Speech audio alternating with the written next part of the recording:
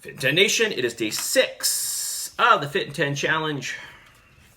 And your bands are available. So let's say Saturday morning between 9 and 11 a.m., you can pick them up. Okay, so this Saturday between 9 and 11 a.m., I will make the bands available for pickup. If you can't make that time, well then let me know. I'll put it in Slack so you can see. Okay, so what are the 4 things that make up your total energy output? Okay, we got 4 things. So we've got your basal metabolic rate, right? The energy that it takes to keep the lights on, to keep the body alive, essentially. We've got we've got exercise activity. So this is the energy that we put out when we're performing exercise. Then we've got something similar to that. We've got our non-exercise activity thermogenesis, which is just the energy that we expend to, clean dishes and move our hands around when we're talking, or talk for that matter. And finally, we've got the thermic effect of food, right? So this is the energy that it takes to digest and assimilate food. And this varies depending on whether it's protein, carbohydrates, or fats, okay? So all these 4 things add up to a total energy output for the day. But as I mentioned before, your basal metabolic rate should, and I say should, and I'll talk about why I say should in a second, should be the majority of this. Okay? Should be about 75% of your total energy output for the day. But it really depends on how much exercise you're doing. All right? So if you're an endurance athlete, then, that's probably not the case because you're expending so much energy throughout the day. But for the average person, 75, 80% of total energy output for the day. All right, so let's talk about what happens when we make too much of an energy input cut. Okay, so what is energy input? What is it? It's only one thing. It's your food intake. It's your energy intake, right? That's it. There's nothing else. It's just the input of that food that's coming in. So, we have X amount of energy that we're outputting through the day, and then we've got X amount of energy that we're putting in through in each day. And obviously, if your energy output is higher, then you're going to lose mass. And if your energy input is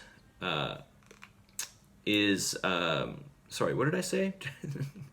If your energy input is, I don't know why I waited till late tonight to do this video. I can tell I'm tired.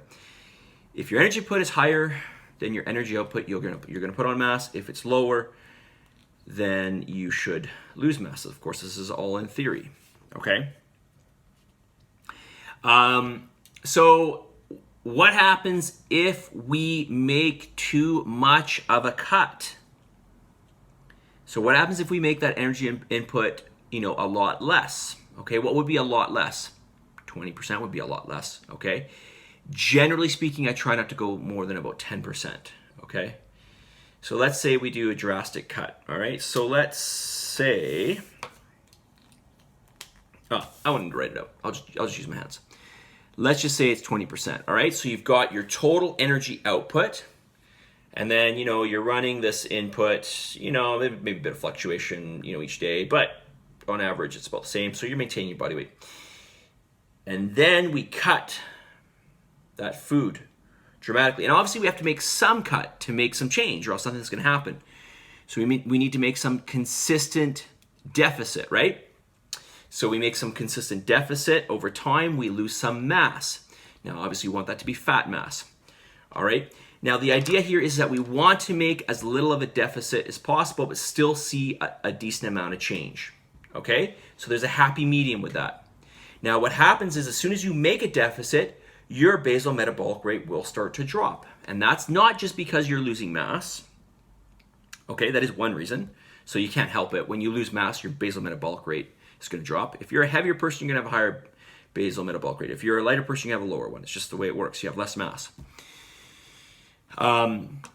But what happens here is, let's put that aside because that's only one piece of the picture. The other piece is this: you've got your basal metabolic rate, but if we make too much of a cut, then that basal metabolic rate is going to drop even more. Okay, putting the mass aside, because there will be certain processes in the body that just simply slow down. That is, the body will become more energy efficient.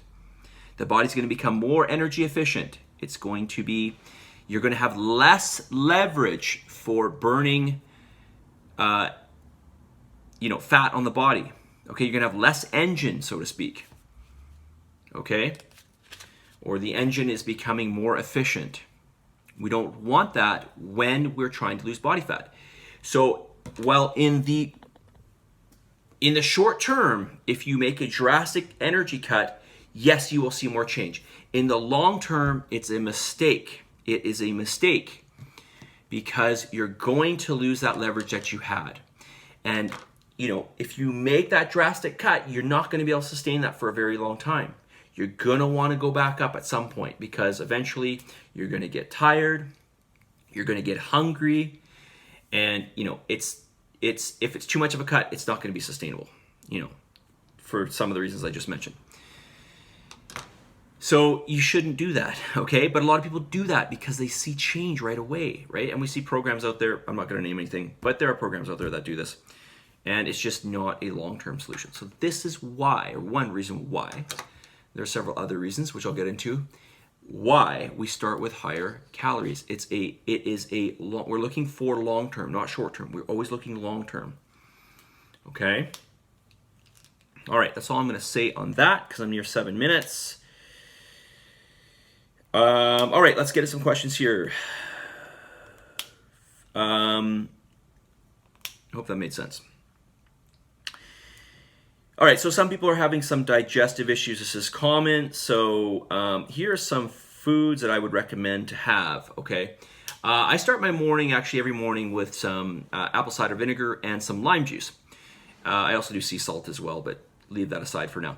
And I do that for several reasons, but one reason I do it is for, it works as a digestive aid. Now, I don't really have a problem digesting protein, but I tend to have some issues with certain carbohydrates. So I usually just avoid those carbohydrates. But I do notice that my digestion is that much better. And that apple cider vinegar and lime juice, that's going to help with the acid production in the stomach. Okay, this is really, really important for protein digestion. There's going to be some other things like kimchi and sauerkraut. These are great prebiotics for the gut, and obviously that can help to produce the enzymes in your intestinal tract to help with digestion, okay? And there are other foods. There are things like, in fact, if you were to buy the Quattro protein powder, which I'm going to recommend, I'll talk about in the near future here, it's a protein powder. It's got bromelain in it, which is an enzyme that helps with digestion, okay? So there's actually all kinds of foods. If you look on the web, you'll see things like, papaya and ginger, and there's a whole bunch of stuff out there. But these are two things that I would really, really recommend. So apple cider vinegar, you can just do like a tablespoon or two in the morning, and then maybe one in the afternoon. And kimchi and sauerkraut, 1 or 2 servings per day, just a small amount. Okay, that'll make a big difference. If you don't want to do that, you can always try digestive aids, like a plant digestive enzyme. But this may not necessarily foster the good bacteria in the intestinal tract like kimchi or sauerkraut would. Okay.